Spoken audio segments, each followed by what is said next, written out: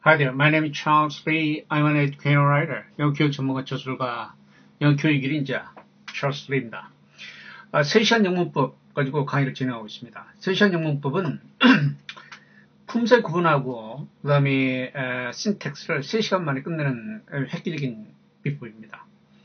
근데 이제 이 이야기를 들으면은 여러분 중에 이런 생각을 하실 분이 있을 거예요.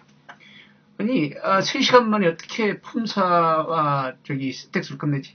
이거 사기치려고 하는 거 아니야? 뭐, 이렇게 생각하실 분이 있을지 모르겠지만은, 기존에 있던 방법, 여러분들이 이 방법을 모른다고 그러면은, 이 방법이 아니라 다른 방법을 가지고 생각을 하면은, 3시간 만에 절대 끝낼 수 없습니다. 그런데 품새 구분이랄지, 신텍스를 획기적으로 빨리 끝내는 방법이 있어요. 이해를 하고 응용을 할 수 있는 방법이 있습니다. 그 방법을 소개한 책이 내용이 이렇게 들어있습니다. 그래서 오늘은 어떻게 하길래 3시간 만에 끝낼 수 있는지 그걸 이야기해 보려고 합니다. 보통 영문법 하면은 세세한 것까지 다 하려고 하면은 3시간에 절대 끝낼 수 없죠. 얼마나 방대합니까? 언어의 규칙이라는 게.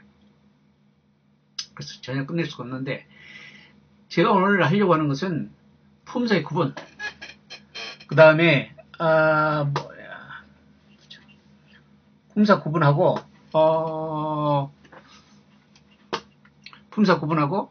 신텍스를 하는 겁니다. 그래서, 보시면은, 자, 보십시다. 품사를 보면은, 보통, 품사를 왜 구분해? 품사를 뭐 때문에 공부를 해? 물어보면은, 대답을 잘 못해요. 근데 어떤 문법책에 품사가 있으니까 공부를 하는 거예요. 그렇게 하면 안 됩니다. 품사를 왜 공부하느냐? 그걸 생각을 해봅시다, 한번. 품사라는 게 단어가 문에서의 그 기능을 품사로 만든 거예요. 그러니까 영어의 경우는 단어가 문에서의 기능은 어떻게 나타나냐 하면은 위치로 나타나요. 그래, 단어의 품사를 모르면은 여러분이 그 단어를 문에 어디다 써 넣어야 할지 모르기 때문에 영어의 문을 적을 수도 없어요. 읽을 수도 없어요. 이런 상태입니다. 그래서 품사의 구분이 중요해요. 그런데 99.999999999%의 한국인들은 외국 문법책에 적힌 대로 공부를 해요. 어떻게 공부를 하느냐? 명사 하면은 사물의 이름, 또는 뭐 장소, 이렇게 공부를 해요. 그래서 이제 질문을 해보면은, 그러면 box, B-O-X는 그러면은 명사일까요? 물어보면은 명사이죠. 그러면 왜 명사입니까? 물어보면은 대답을 잘 못해요. 그 사물의 이름이니까 명사가 아닐까요? 자신이 없어요. 그런데 품사의 구분을 못하면은 그 단어가 문에서 어떤 위치에 가는지를 모른다고 그랬잖아요. 그렇죠? 그러면 품사의 구분을 못하면은 이게 기본이 안 되는 거예요. 그런데도 이걸 잘 몰라요. 영어의 문법을 배운 지 1개월이 됐든지 10년이 됐든지 비법이 없어요. 품사 구분하는 비법이. 그래서 품사 구분하는 비법, 동사를 구분하는 법 10초, 명사를 구분하는 법 10초, 다른 것도 다 10초나 20초. 그러니까 한 개 구분하는데 충분히 연습까지 해서 1분이면 됩니다. 무슨 똥단지 같은 소리를 하냐고 하실 수 있죠. 뭔데?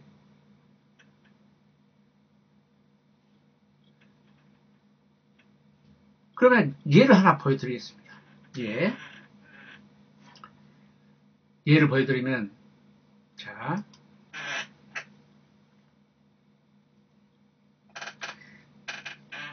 품사를 왜 구분해 그런 이야기죠.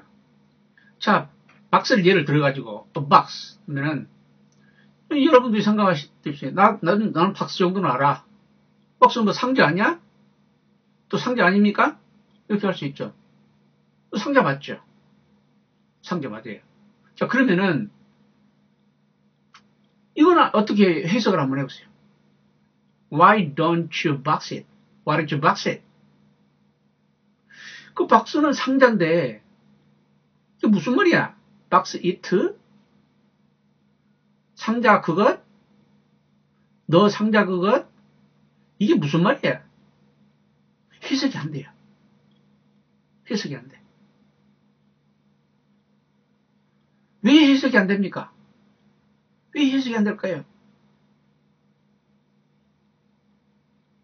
답을 몰라요.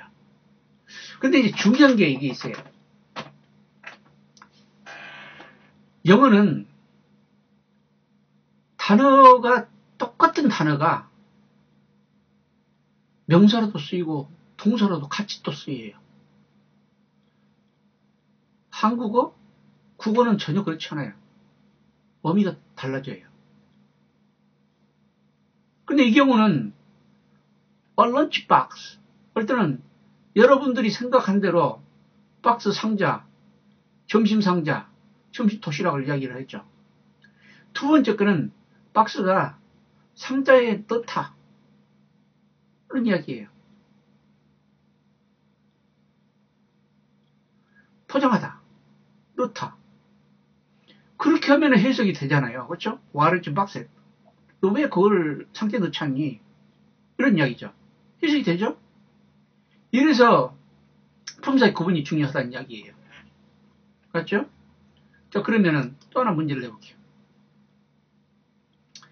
보면은 이제, 품사 구분을 그러면은 어떻게 하는가, 이제,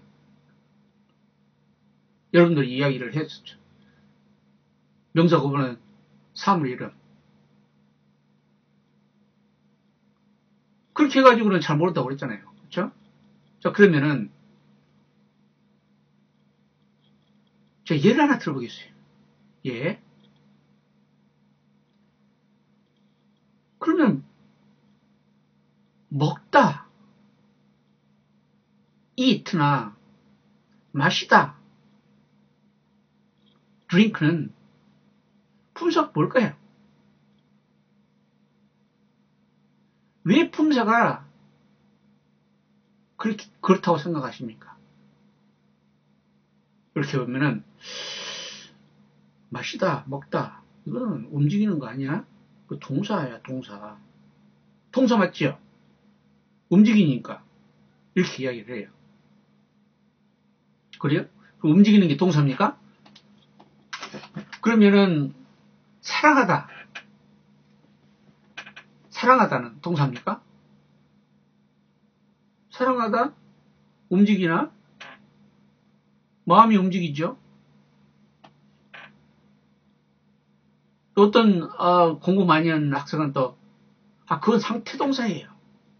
그렇게도 이야기를 해요.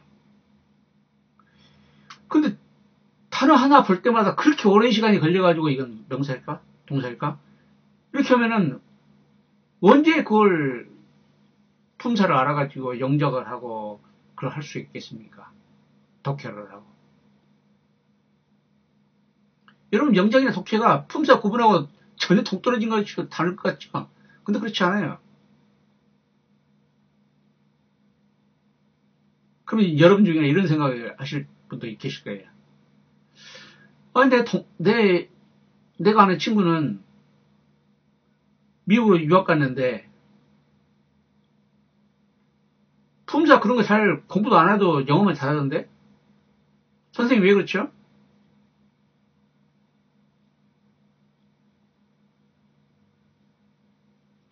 그 유학 간 학생이 품사 구분을 못하고 영어를 말할 수 있는 건 아니에요. 무의식 중에 구분을 하는 거예요. 이 단어가 왜 그 자리에 들어가야만 문이 맞는지를 직접적으로 품사 구분을 해서 배우지 않았지만은 간접적으로 그걸 알고 있는 거예요. 그래서 제대로 쓰고 있는 겁니다. 그걸 모른다고 그러면은 엉터리로 문을 쓰게 돼요. 우리가 한국에서 공부를 할 때는 그렇게 공부를 하는 것보다 공부를 하는 게 효과적이에요. 그래서 품사 공부를 합니다. 그 대부분의 문법 공부를 할 때 품사 공부를 하면은 구분을 잘 몰라요. 구분은 잘 몰라. 팔품사 부지런히 외웁니다. 팔품사 뭐 때문에 외웁니까? 또 하나의 문제를 내보죠. 그 밑에 이렇게 있죠? 비동사를 언제 씁니까? 비동사? 언제 써? 헷갈려. 알 수가 없어. 비법이 없어요. 이 경우도 비법, 길게 잡고 30초면 끝납니다. 자, 이렇게 하기 때문에 품사의 구분 10분이면 충분히 끝납니다. 10분. 어떻게 끝나느냐? 예를 들어보세요. 뭐 얘도 안 들어보고 미끼만 주고 뭐 끝나는 겁니까? 동사를 해봐요, 동사. 아까 여러분이 그랬죠? 맛있다, 먹다. 이건 저기 같다고. 응? 동사 같다고. 동사인가 아닌가 구별하는 방법은 간단해요. 일단은 먹다를 해보죠. 먹다. 먹다 뒤에다가 니은다를 붙여보세요. 니은다. 니은다. 니은다를 붙여가지고 단어가 되나. 그러면은 먹다는 먹는다. 먹는다 되잖아요. 그래서 그럼 동사예요. 동사. 그럼 박스는 어떨까요? 상자. 상자는 상자는다. 상자인다. 안 되잖아요. 그 동사 아닌 거예요. 박스는. 그럼 여러분들이 이런 의문을 가질 거예요. 선생님, 왜 영어 공부를 하는데 우리나라 말로 그걸 품사를 구별해야 되죠? 당연히 의문을 가져야죠. 근데 이래요. 그 이유는 영어는 언어적으로 언어의 특성상 명사 구분하면은 무부처에 나와 있듯이 사물의 이름, 장소 이렇게밖에 구분을 할 수가 없어요. 그래서 그렇게밖에 못 배우는 겁니다. 근데 한국어는 어떠냐? 한국어는 언어의 특성상 이렇게 쉽게 배우는 방법이 있어요. 근데 한국의 보통 문법책에는 명사를 구분하는 법 이렇게 잘 안 나와요. 또 동사를 구분하는 법 제가 이야기하는 것 같이 이렇게 잘 안 나와요. 그렇지만 이렇게 배우면은 금방 구분할 수 있어요. 그러면 우리가 명사라고 생각하는 거하고 영어에서 명사라고 생각하는 게 개념이 틀립니까? 개념이 다릅니까? 똑같아요. 문법적으로 일부가 틀린 부분이 있긴 해요. 애매한 부분이 있긴 한데 명사, 동사 똑같습니다. 우리가 동사라고 생각하는 거 영어에서 동사, 우리가 명사라고 생각하는 거 영어에서 명사 똑같습니다. 이렇게 배우면 간단히 끝납니다. 간단히 끝나요. 자, 어는 펼쳤죠. 자, 이번에는 신텍스 해보세요. 신텍스라면 엄청난 분량을 가지고 있고 이걸 공부를 해도 잘 모르잖아요. 공부를 많이 하신 분들은 트리 다이어그램 빗살무늬 같이 돼가지고 뭘 분석하는 방법 있잖아요. 그걸로 해요. 그 전부 다 그걸로 공부를 하는 건 아니에요. 또 복잡해요. 배우려면 힘들어요. 알 수도 없어요. 무슨 말인지. 문법 용어가 많아서. 그래서 한국 사람 대부분 뭘로 합니까?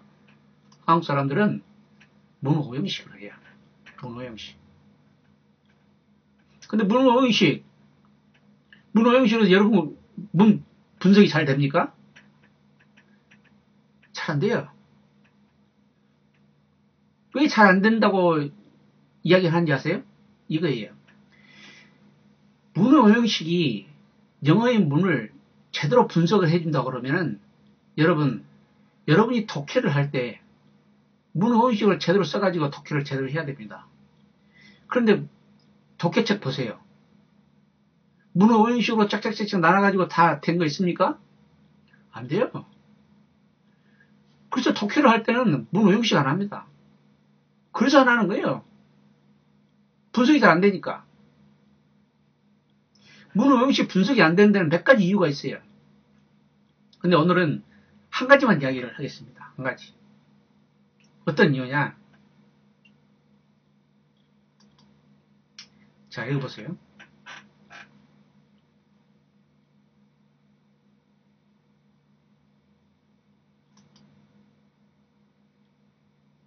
보이시죠? 다시 한번 해볼까요? 위에 있는 게 코리안 워로를, 위에 있는 게 한국어의 문의 순서예요. 밑에 있는 게 영어의 문의 순서예요. 99.999999999999%의 사람들이 그냥 100%가 맞죠. 한국어는 순서가 없다고 이야기를 해요. 아무데나 단어를 놔도 의미가 통한다고. 그렇지만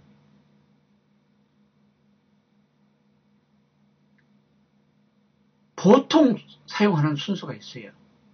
한 가지 순서. 그게 위에 있는 순서예요. 위에 있는 순서.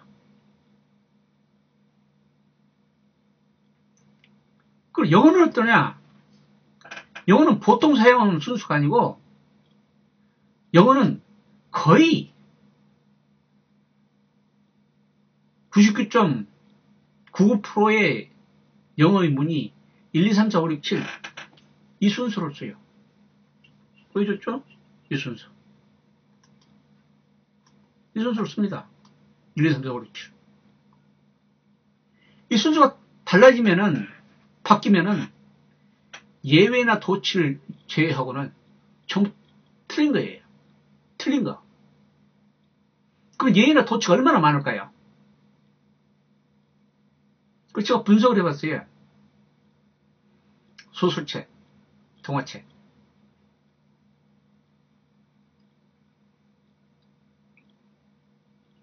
백백 페이지 소설책을 봐도 예외나 도치가 그렇게 많지 않습니다. 많지 않아요. 또 정말로 1, 2, 3, 4, 5, 7 이 순서대로 적혀있느냐? 여러 번 해봤어요. 그전에 여러 번 했는데 이번에도 또 한번 해봤어요. 오바마 미국 대통령 자서전 가지고 해봤어요. 잘 맞아떨어집니다. 잘 돼요. 그래서 뭘 또 해봤느냐? 동화책 가지고 해봤어요. 그 책을 하나 만들었어요. Aladdin and the Magic Lamp. 알라딘과 매직 램프.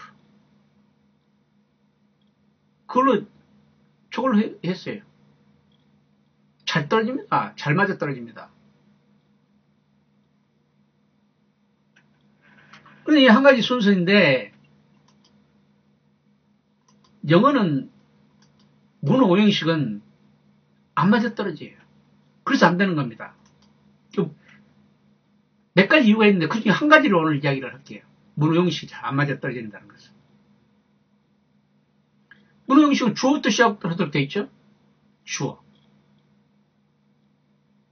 그런데 소설책 읽어보면은 주어부터 시작하는 문이 엄청 많습니다. 엄청 많아요. 제가 예를 한번 들어볼게요.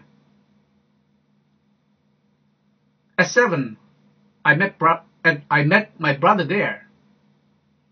At 7, I met my brother there.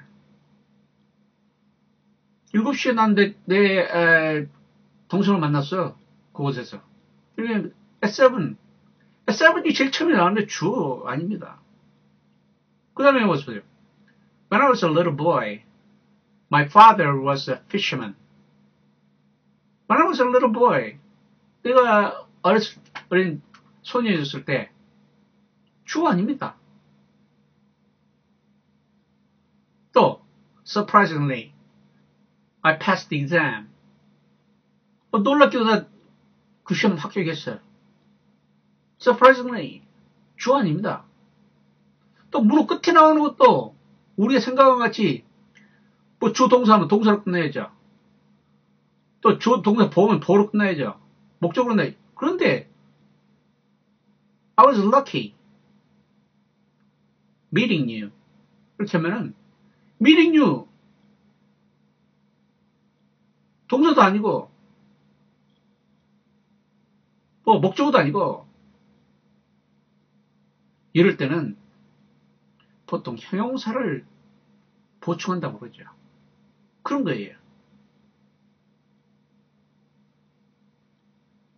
자, 이렇게 문호 오형식이 주어부터 시작하고 뭐 한다고 그러는데 안 맞는 거예요.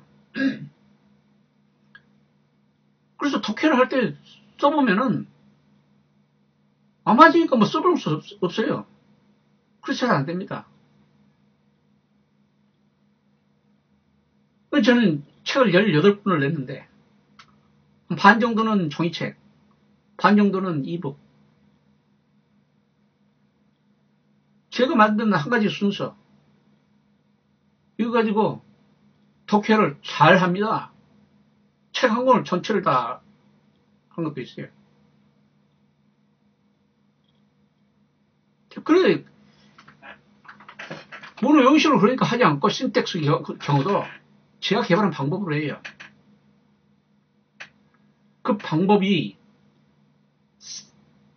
syntax punctuation이라고 불러요. syntax punctuation. 제가 여러 개의 새로운 문법 용어를 만들어내고 개념을 만들어냈는데 syntax punctuation도 그 새로운 문법 용어 중에 하나입니다. 자, 이렇게 새로운 방법이 있기 때문에 3시간 만에 가능한 겁니다. 자, 이것도 교육 도구죠. syntax punctuation을 가르치는 도구입니다.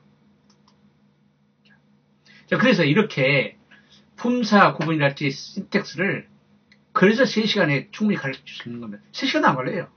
실제로 하다 보면은 1시간 정도면 연습까지도 충분합니다. 자, 마지막으로 저작권입니다.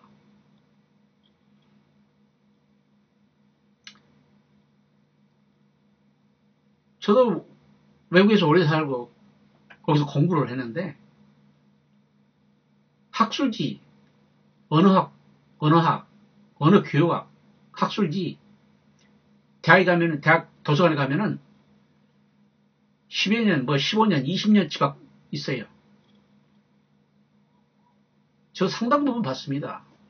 또 그 언어교육학에 관한 책도 많이 봤는데 제가 이야기한 제 책에 나와 있는 내용이 99.95% 없었어요. 또 제가 책을 써서 이 내용을 발표하기 전까지는 저도 인터넷도 보고 서점의 책도 보고 많이 봤는데 전혀 없었습니다.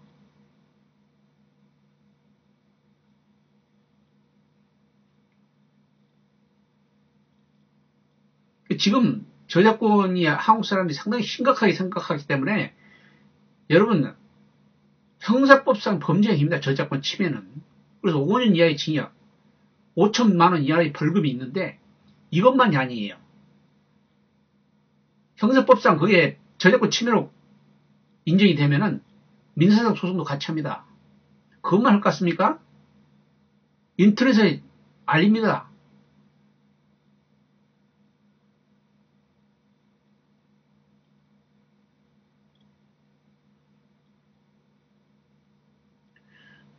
여러분 저는 여러분이 인용을 하기를 바랍니다. 인용을 하면 전혀 문제가 없이 해결이 되는데 왜 그걸 자기 머리에 나온 것 같이 그렇게 해야 됩니까? 제가 이야기하지 않습니까? 500년, 1000년 동안에 이런 방법이 없었는데 어느 날 갑자기 몇 달 사이에, 몇 년 사이에 한국인 찰스 리하고 저작권 치면 당신하고 둘만 이렇게 하고 있다고? 다른 사람들이 그거 몰라서 방법을 안 쓰는 게 아니에요. 다른 사람도 쓰고 싶지만 방법이 좋은 건 알지만 못 쓰는 거예요. 그냥 쓰지 말라고는 안 해요. 인용을 하면 되는 겁니다. 인용하고 싶다고 하면 되잖아요. 그런데 어떤 사람은 이런 사람도 있어요. 똑같이 한 가지 순서라고 적어놓으면 그것도 저작권에 걸릴 것 같으니까 동사를 수러 라고 적어놨어요. 그래서 수로로 적고 수로는 거기 있다. 그런데 수로라고 적고 그 밑에는 수로는 동사입니다. 그렇게 또 속이를 이야기 적어놨어요. 그래서 그럴 때 수로를 쓰려고 수로라는 용어가 있는 게 아니다. 잘못된 거다고 했더니 이제는 인터넷에서 검색이 안 되도록 딱 뭐 등업시킨 사람만 보도록 그걸 다 없앴어요. 그리고 자기 연락처 다 없앴어요. 그 다음에 그 수로를 뭘로 바꿔느냐? 수로 동사. 그렇게 바꿔놨어요. 수로 동사라고. 그리고 그 밑에 뭐라고 적어놨냐? 수로 동사라는 표현도 있습니다. 공부를 해가지고 수로 동사라는 걸 찾아낸 모양이죠.